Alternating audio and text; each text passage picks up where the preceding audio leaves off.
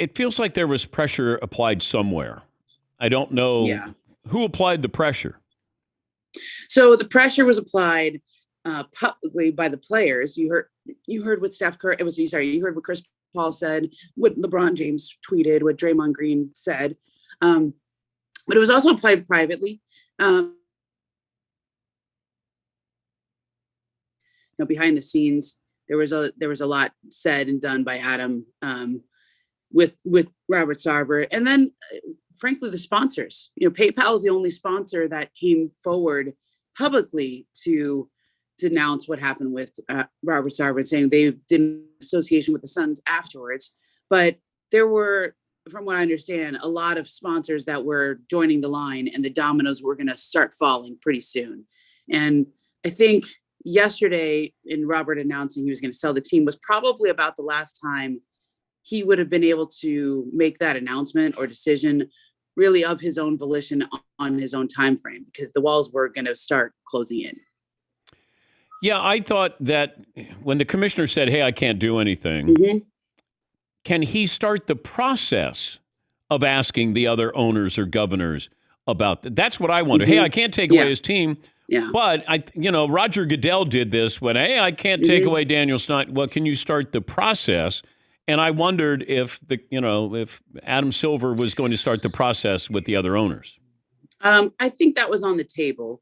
I don't think that had started, Dan. I don't think that process. But there's one pretty big difference in that in the NFL, when the report came out on the Commanders and Dan Snyder and all that, that report wasn't released in full. It wasn't really, we weren't given a lot of details. The NBA report is not the full report, of course. There was 320 witnesses who were interviewed. It was distilled down into 43 pages, but there were still 43 pages. And they were pretty specific on certain incidents. And I thought there was, in a way, that was the process, right? That is starting the process. Like you drop that into the water and give people time to read it and digest it.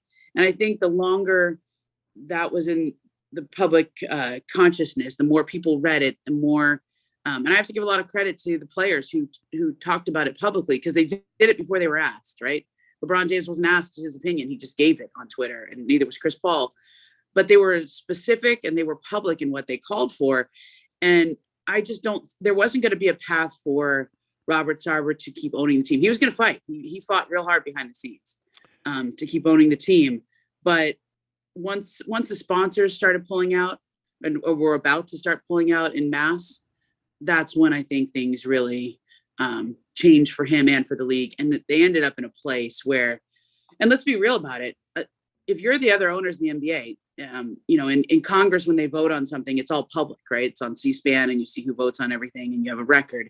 In the NBA, those votes are supposed to be private, but you and I both know that every vote would have leaked. We would have found out who voted for what. And, if they had voted for Robert Sarver to stay in the league, you'd have to answer for that. If you'd voted against Robert Sarver, you'd have to answer for that. It was a vote no one really wanted to take or make. And I think, and this is how these things usually go, Robert Sarver became very bad for business, right? For the NBA business and for the Suns business. And that's why we saw him voluntarily decide to sell. Now, he's going to do a lot of business on this sale, man. It's going to bought the team for about $400 million. And he's going to, I think he'll get just in my conversation, I think it'll go for above $3 billion. $3 billion. It's a lot of money. Wow. I mean, so there's a lot of debate over that right now, but we have a few guidelines, which is they were valued when there was a Dial Capital, which is a hedge fund, invested in them last summer and in 2021, and it was a 1.55 billion valuation for a minority share. Okay, so that's not control. This would be buying the team with full control. And so that's worth a lot more than 1.55. That was also a year ago. And now we're coming up on a new CBA, new TV rights deal. The NBA is a whole lot more valuable than it was even a year ago. It's recovered from the pandemic. All the viewership and rights are up. I think this could be an incredible number when this finally goes through.